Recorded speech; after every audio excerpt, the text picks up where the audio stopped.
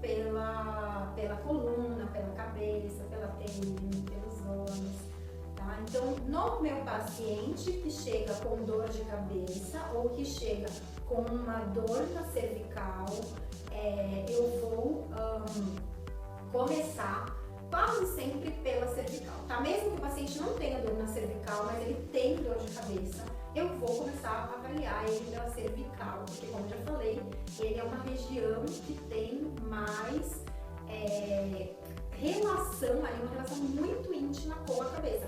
Afinal, a cabeça é como se fosse uma bola, né, em cima de um prato, que é a C1, né, que é o Atlas, e aí tem o resto da coluna, que é uma vareta. Então, é como se toda essa vareta tivesse sustentando essa bola. Então, é uma relação muito íntima e que gera muita tensão que vai repercutir na cabeça, tá? Então, eu começo com os movimentos de cervical. O que eu vou pedir para ele na cervical? Vou pedir flexão, extensão, inclinação para um lado ou lateroflexão, tá? Mesma coisa. E a rotação para os dois lados. Então eu falo para ele fazer o movimento e veja como é a qualidade desse movimento.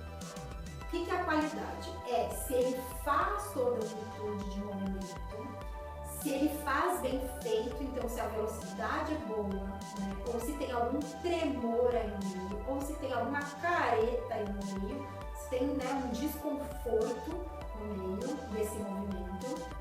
E se ele fizer o movimento, então primeiro eu peço flexão, tem desconforto? Não? Então tá, ele tá bom, tá fazendo todo, consegue mais, consegue menos, tem alguma dor no meio desse movimento?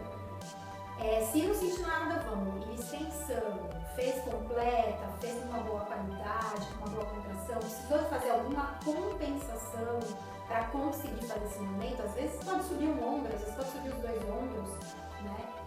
Aí faz as inclinações elas estão sendo feitas igualmente para os dois lados, eu tenho um lado que inclina mais e outro que inclina menos.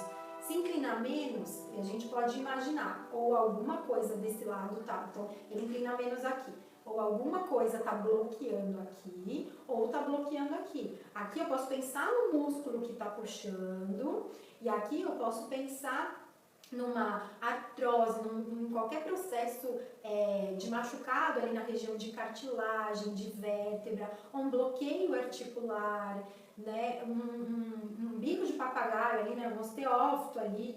Então, eu vou perguntar para o meu paciente onde que é o desconforto dele. E às vezes, não, assim, se acostumem a perguntar para o paciente sobre desconforto. Por quê? Quando você pergunta de dor, se a pessoa tem um pequeno incômodo, ela vai falar, não tem dor. Né? Então, use essa nomenclatura. Você tem desconforto para fazer inclinação? Ao mínimo desconforto você me fala, eu tenho um pouquinho, aqui eu sinto travado. Ótimo, depois quando você for colocar a mão, você vai nessa região ver o que pode ser que esteja acontecendo lá, tá? E a rotação é a mesma coisa, gente. Então eu falo para ele fazer essa rotação ativa e vejo se está fazendo na mesma amplitude para os dois lados, se está tendo dor, se está tendo alguma restrição de movimento, como que está funcionando essa musculatura, alguma musculatura está mais tensa, menos tensa, tá? Então eu peço essa movimentação da cervical. Às vezes ele pode se movimentar e já pode até falar, nesse movimento eu sinto irradiar aqui para a cabeça, aqui para o lado, aqui para trás, aqui para cima. Isso já é um dado 5 estrelas para você, né? Porque está sinalizando que há algum problema ali na cervical, está mandando uma tensão muito grande, podendo gerar essa tensão cervical, certo? Então, avaliado essa cervical, a gente pode pedir movimento de qualquer outra parte dolorosa. Então ele está, por exemplo, com um movimento, com uma dor, né, além da dor de cabeça que ele referiu, que frequentemente ele tem em casa, ele pode estar com uma dor na região da torácica. Então ele fala, dói aqui nessa região, aqui mais para baixo, não é no pescoço, é mais para baixo da coluna. Então você vai fazer os mesmos movimentos para essa região de torácica. A torácica alta, né? O que é a torácica alta? É da T1 mais ou menos até T4. Ela tem muita interferência na cervical, pelas origens musculares e tudo mais, e a própria movimentação assim de cervical gera repercussões nessa torácica alta. Então também é uma região que está muito íntima.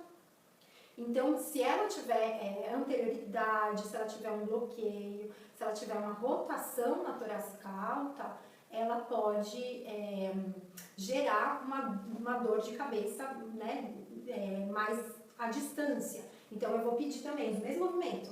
Faz a flexão, faz a extensão, faz a inclinação, e aí eu tenho que usar um pouco, eu tenho que usar o movimento da cervical para gerar essa lateroflexão na torácica alta, faço para o outro lado, faço a rotação, e aí eu vou vendo como que está essa torácica alta, tá? Se a dor dele, se ele fala também, eu também tenho dor na lombar, vai fazer a mesma coisa, vai ver todos os movimentos na lombar, vai ver o que gera dor, o que gera tensão, e se alguma leva tensão para a cabeça e ele já sente dor de cabeça. São casos raros, tá? Onde a pessoa mexe a lombar e gera dor de cabeça. Assim. Eu mesmo nunca peguei um caso de lombar que gerasse dor na cabeça, tá? Mas a cervical já de baseada. Então, por isso é que a gente vai começar sempre pela cervical.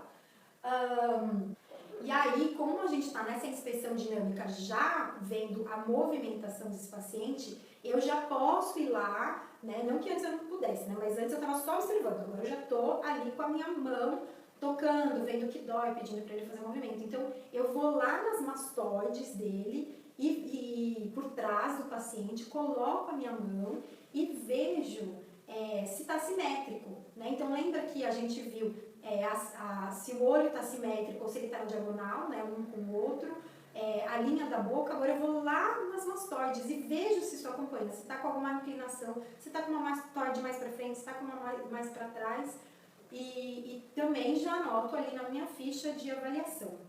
E aí eu aproveito que eu estou com a minha mão lá e já desço para o ombro e vejo também essas assimetrias do ombro. Eu gosto às vezes de colocar a mão para ver meio que qual é a distância de um ombro que está mais alto para um outro que está mais baixo. E o paciente também, como ele está na frente do espelho, para ele fica muito mais claro essa alteração de alinhamento. E aí eu posso ver se isso bate com os ilíacos ou se não, ou se é contrário. Às vezes numa cadeia lesional de perna curta, né, que eu já falei para vocês que pode acompanhar ou pode não acompanhar na vida real, às vezes você pega alteração de ilíacos numa inclinação e de ombros em outra inclinação, porque o corpo vai fazendo as compensações, né? Mas isso pode acontecer e pode não acontecer, tá? Então, a gente pediu os movimentos da cervical e de qualquer outra região que ele sinta dor, tá? E aí os próximos movimentos que eu vou pedir vão ser dos olhos. Então, eu vou avaliar todos os movimentos desse olho. Então, eu fico na frente do paciente, eu posso falar para o paciente olhar para a ponta da caneta ou para a ponta do meu dedo e falo, sem mexer a cabeça, você vai seguir a ponta da caneta. E aí eu faço para cima, então ele está com a cabeça parada, só o olho olha para cima. Aí eu volto, faço para baixo, volto, faço para a direita, volto, faço para a esquerda, volto. Aí eu faço nas diagonais, diagonal direita, e olha os dois olhos dele subindo e descendo.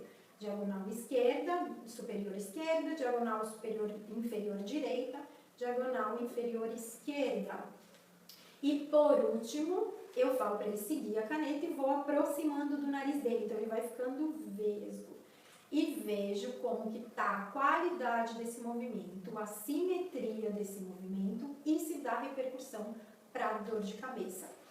Tem muito paciente com cefaleia tensional que eu vou encontrar alteração de simetria ali nos músculos oculares, ou seja, um músculo está trabalhando e o outro músculo do outro olho não está trabalhando. E também já encontrei bastante quando eu faço uma diagonal específica e irradia dor de cabeça do meu paciente. Então, os olhos têm muita conexão com as cefaleias tensionais, tá? E aí, o que eu faço lá na minha ficha de avaliação? Então, na minha ficha de avaliação, eu já anotei flexão, dor ou diminuição de ADM, rotação direita, diminuição de ADM e dor. Se tiver pouca dor, eu posso pôr uma cruzinha. Se tiver muita dor, 3 cruzinhas. Se tiver dor com irradiação, eu circulo, tá? Então, isso lá nos meus movimentos cervical ou movimentos da torácica ou da lombar, tá? Nos movimentos dos olhos, como que eu escrevo isso na minha ficha de avaliação? Então, eu desenho 2 olhinhos lá, coloco direita, esquerda, tá?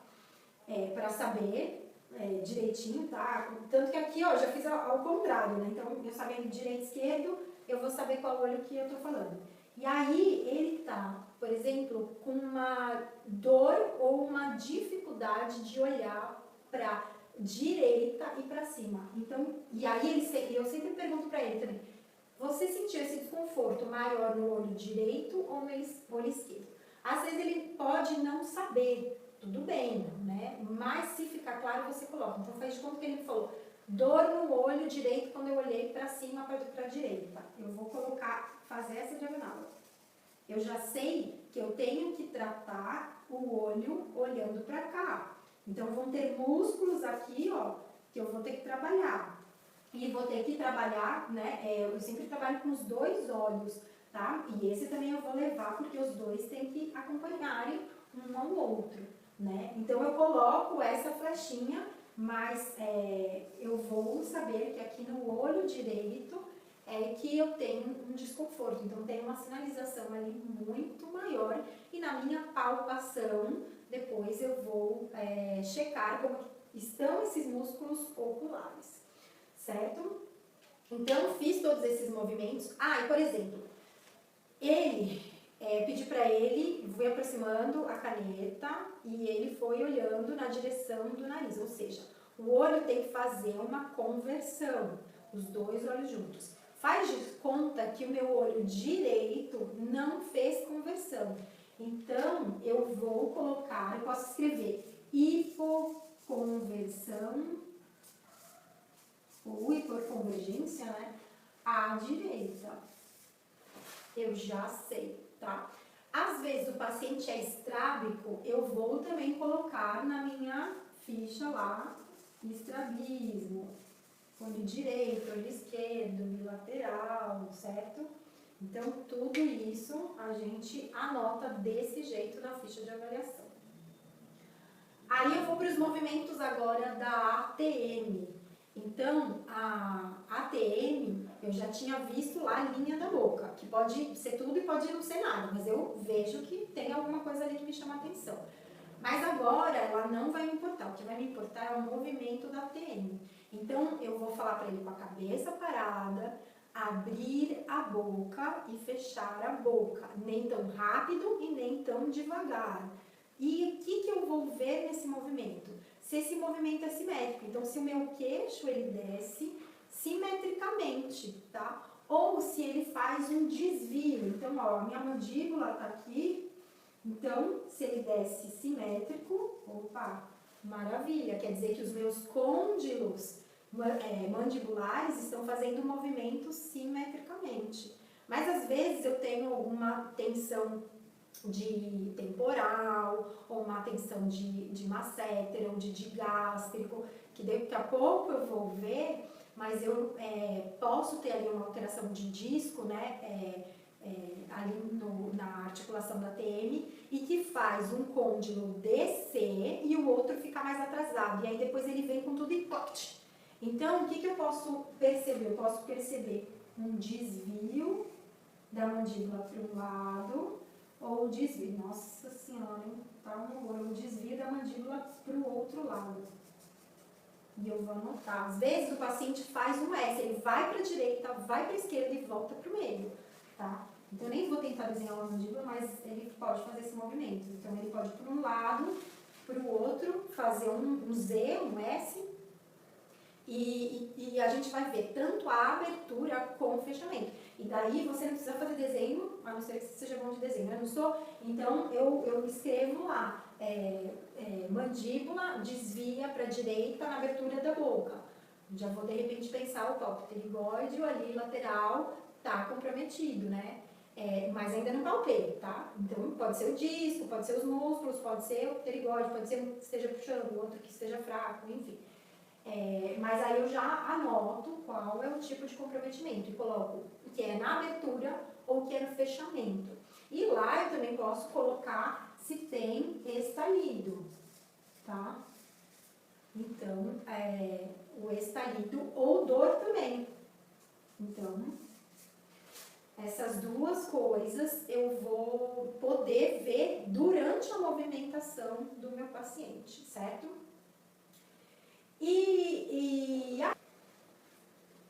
Aí eu chego numa parte muito interessante, que são os testes de inibição. O que são os testes de inibição? É como se eu tivesse com o meu paciente ali na frente, perguntando para o corpo dele, é aqui que está o problema? Se eu melhorar essa parte, essa dor que está sentindo ali melhora? Ou essa qualidade de movimento melhora? Então, vou dar um exemplo aqui. Então, meu paciente de cefaleia tensional, ele vem com uma dor na cervical, tá?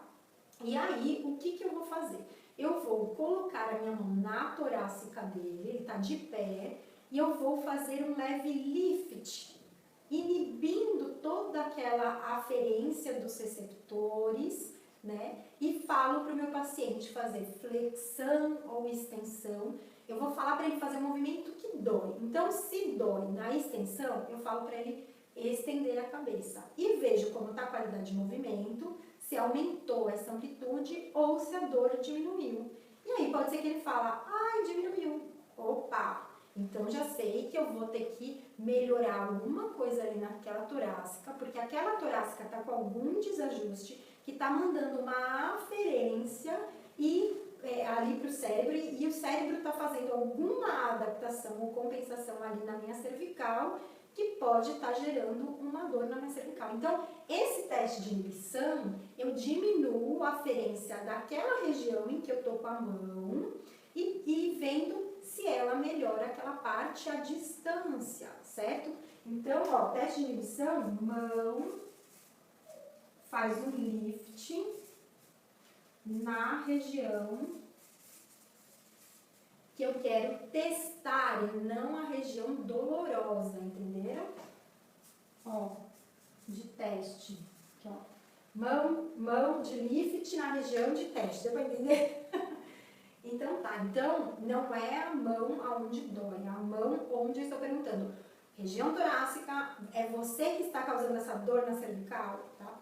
E aí eu posso fazer em várias outras partes do corpo. Então, se eu vi uma observação muito estranha ali na região da lombar, eu posso ir lá fazer um lift e perguntar, lombar, é você que está causando essa dor na cervical? E assim por diante, eu posso fazer isso em várias partes. Gente, às vezes dá certo e às vezes não dá, como todos os testes que a gente tem. O que a gente tem que ir fazendo? A gente tem que ir juntando informações de vários testes para chegar num diagnóstico, tá? Então, eu não estou falando que esses testes de inibição são 100% reais, porque se eles fossem, eu não precisava observar, não precisava fazer nada, era só pôr o paciente na minha frente e fazendo esse teste de inibição, certo? Mas não é assim. Então, assim, olha, vamos continuar esse raciocínio do teste de inibição. Eu posso, por exemplo, ir lá na região, então se é um paciente que me referiu dor de estômago, que ele tem frequente dor de estômago, e que ele tem dor de estômago e daí tem uma cefaleia tensional, né? Eu posso ir lá na região do estômago dele, fazer um lift, então eu faço uma leve pressão e coloco um pouquinho para cima, como se eu quisesse segurar esse órgão. Então eu tiro a aferência que ele gera no meu corpo, eu diminuo, né? Não é que eu tiro, diminuo a aferência que ele gera no meu corpo e aí peço o teste, por exemplo, da cervical, se é com dor na cervical. Muitas vezes o paciente com dor de cabeça, ele pode estar vindo se tratar pela dor de cabeça, mas ele pode naquele dia não estar com dor de cabeça. Então é muito difícil você fazer um teste de inibição que diminua a dor de cabeça dele, tá? Mas a gente pode pensar, por exemplo, ele tá com dor de cabeça, você vai lá nos dois ombros, na cintura escapular, e eleva um pouquinho essa cintura escapular, o que você vai fazer? Você vai tirar a aferência ali de trapézio, de elevador da escápula, e de repente ele fala assim, nossa, que alívio na minha cabeça. 5 estrelinhas ali, né? Porque a gente está vendo que ali tem uma região que está muito, gerando muita tensão na cervical. Então, muito possivelmente, a hora que você diminuir essa tensão da cintura escapular, de trapézio e dessa musculatura, você já vai dar um bom alívio na dor de cabeça dele, né? A gente faz também, essa inibição a gente pode fazer pelos músculos da frente. Então, você pega bem delicadamente o seu paciente aqui, pela parte anterior do pescoço e eleva um pouquinho, né? Ali tem o longo do pescoço que causa retificação da cervical. Então pode ser que a cervical, ela melhore a movimentação dela a hora que você faz isso. E muito cuidado, tá, gente? Porque a hora que vocês forem fazer esse lift, por exemplo, nesse momento, você tem que deixar o paciente conseguir fazer essa flexão cervical, tá? Não bloquear, porque você não vai falar, não doeu, mas também ele não fez o movimento. Então, sempre quando você for fazer qualquer inibição, vá seguindo com a mão para permitir que o movimento seja todo feito, né? Então, a gente vai fazendo manualmente esse lift aí em várias regiões. Então, a gente pode fazer na cervical, a gente pode fazer nos ombros, a gente pode fazer na torácica, na lombar, a gente pode fazer nas vísceras, a gente pode fazer na própria cabeça. Então, eu seguro a cabeça e faço o paciente fazer o movimento que ele sente dor. E se melhorar, você sabe que é ali. Às vezes o paciente tem uma dor na cervical alta e você segura na cervical baixa e já melhora a dor da cervical alta dele, né? Então, aquela dor de cabeça que ele tem por uma tensão cervical alta, você já sabe que a hora que você corrigir a cervical baixa, você vai diminuir e melhorar a qualidade do movimento da cervical alta e, com certeza, vai ajudar ele na cefaleia tensional, certo? Muito bem, é isso. Os testes de inibição vão continuar, mas vão continuar de um outro jeito agora. Então, vamos pensar nos olhos. Então, como que eu vou inibir os olhos, né? Não dá para botar a mão e levantar, mas dá para a gente falar para o paciente fechar os olhos. Então, quando ele fecha os olhos, eu falo para ele replicar o movimento que ele está com dor, ou perceber se ele está com cefaleia tensional e ver como que isso fica. Então, você espera uns 20 segundinhos, né, uns 10 segundinhos e vê se vai amenizando essa dor do paciente. Se amenizar, opa, o captor ocular está gerando uma tensão ou em cervical ou na própria cabeça, gerando a cefaleia, tá? Então, você escreve lá. Então, ó, uma coisa foi a mão. Aqui, vou até fazer de outra cor. Aí, agora você vai escrever aqui, ó, captor ocular positivo, tá? Quando você fez o lift, faz de conta que a elevação dos ombros foi o que tirou a dor dele. Então, você vai colocar elevação de ombros positivo, tá? É positivo porque está relacionado à dor de cabeça do paciente, certo? E daí vamos para a ATM. A ATM, o que vamos fazer? A ATM, como vamos fazer o teste de inibição para ATM? Com um palitinho de sorvete. Então, a gente vai falar para o paciente colocar nos dentes da frente e fazer essa movimentação do palitinho para cima e para baixo. Lembrar que não é a cabeça, é o dente os dentes inferiores que mobilizam a mandíbula para frente e para trás, tá? Então, ó, de novo. Já tô vendo que eu tô com o meu problema aqui na TM, porque toda vez que eu faço isso, o meu côndilo aqui anterioriza, posterioriza e eu vou ficando meio surda. Então, eu já tenho que passar aí numa colega fisioterapeuta para me ajudar. Então, você vai pedir para ele fazer mais ou menos umas 5 a 10 vezes esse movimento E aí você vai falar para ele fazer a extensão, a flexão, a rotação, o movimento doloroso que ele sente, seja na cervical, seja na lombar. Mas como a gente está falando do paciente com cefaleia tensional, muito provavelmente que essa região mais superior esteja com as disfunções, tá? Provavelmente. Então, pode ser que venha alguma coisa lá de baixo, tá? Então, esse é o movimento que vai inibir. O que eu vou fazer? Eu vou abrir, né, a articulação da ATM e vou tirar a aferência que ela gera para o cérebro e desprogramar ali todas as tensões que podem estar me gerando tanto dor de cabeça quanto um problema ali na cervical.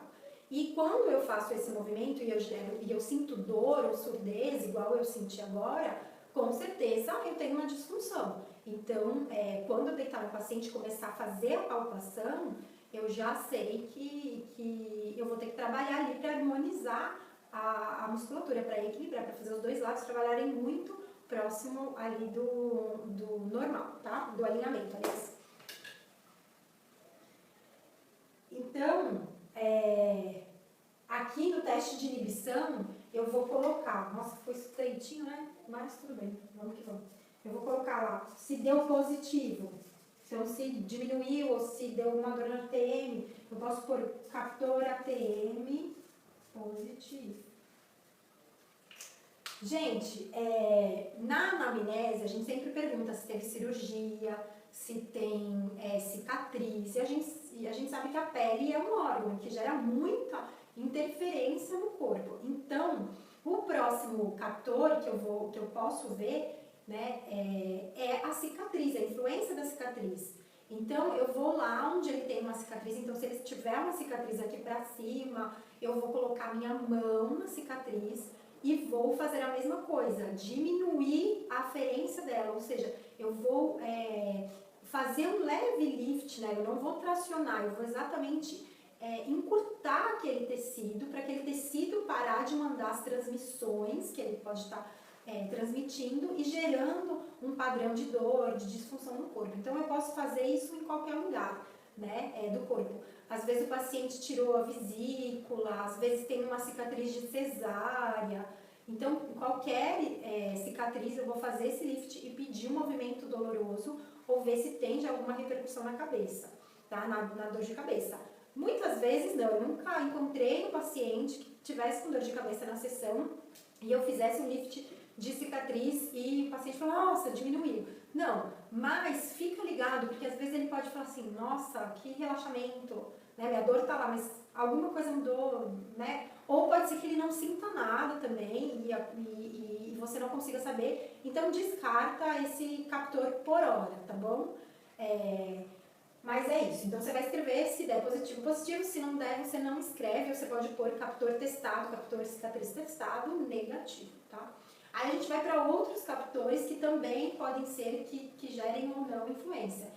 Aí o outro captor, que também pode ser que dê influência ou não na dor de cabeça, mas eu acho que é menos provável, são os pés. Então, o que eu vou fazer? Eu vou lá por trás do meu paciente, vou ver os calcânios dele, né? Se o calcânio está valgo, ou seja, se ele está caído para dentro, como mais ou menos num pé plano, ou se ele está vário, então que vai gerar mais ou menos um pé cavo, tá? Às vezes o calcânio não necessariamente pode acompanhar esses padrões de pé, mas eu quis falar aqui, né, desses exemplos só para ficar mais claro o que é um calcânio valgo ou um calcânio vário.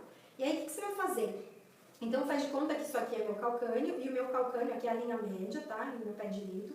O meu calcânio tá valgo, né? Então ele tá caído aqui para dentro. Eu venho com um negocinho assim, ó, pequenininho. Esse aqui é um cálcio de 0,4 milímetros, tá? Mas você pode até pegar sei lá, qualquer coisa, um papel e dobrar em vários, vai ficar um quadradinho assim.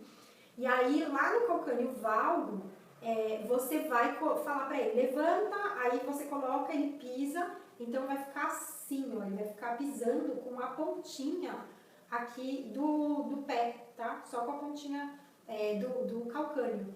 E aí você veja, né, assim, é bem rápido que já faz essas transmissões de força, né? Então aí você já pede para ele fazer o movimento, por exemplo, lá na cervical, se ele tiver com dor na cervical, e aí ele vai falar se melhorou, se não melhorou, tá? O pé ele tem muita conexão ali com dores na lombar, né? Então, assim, várias vezes eu já peguei paciente que estava com dor para fazer flexão ou extensão na lombar. Eu fui testar o captor podal, e aí você testa do pé direito, do pé esquerdo, ou você testa do pé que mais tá ali em desvio, e muitas vezes o movimento melhora, a dor desaparece, tá? Mas nos nossos pacientes com cefaleia tensional, é muito raro acontecer isso, tá? Mas pode acontecer, porque tudo pode acontecer no corpo humano, certo? Então, a mesma coisa, se o paciente estiver com calcânio vário, então ele tá agora com calcânio vário, então ele vai estar com o pé mais para fora, eu vou lá, falo para ele pisar em cima e já em questão de 2, 3 segundinhos eu já vejo como é que tá essa postura e peço para ele fazer um movimento, certo? E aí a gente vai para os testes ortopédicos. O que eu gosto de fazer num paciente com cefaleia tensional, seja que tenha problema na cervical ou não, eu faço em todos. Eu faço teste de compressão e de distração. Então eu comprimo a cabeça do meu paciente e falo, tem algum desconforto? Tá sentindo que subiu alguma coisa para a cabeça? Dói em algum lugar da cervical, da torácica? Se ele fizer sim, opa, eu ponho um teste de compressão positivo. Se ele falar não, negativo. E a distração, eu vou lá, o paciente está de pé e eu traciono essa cabeça. E aí ele pode sentir um alívio ou ele pode sentir que não tem um alívio. Vou lá e coloco teste positivo ou teste negativo para distração. E aí eu vou fazer o teste de Jackson, tá? O Jackson, como que é? Então, eu fui lá e fiz uma compressão na cabeça do meu paciente. Ele falou assim, ai, dói. Aí eu posso inclinar para um lado. Então, ele falou assim, dói na esquerda, por exemplo. Aí eu falo para ele inclinar para a direita e faço uma compressão de novo. E aí ele pode falar, alivia ou piora.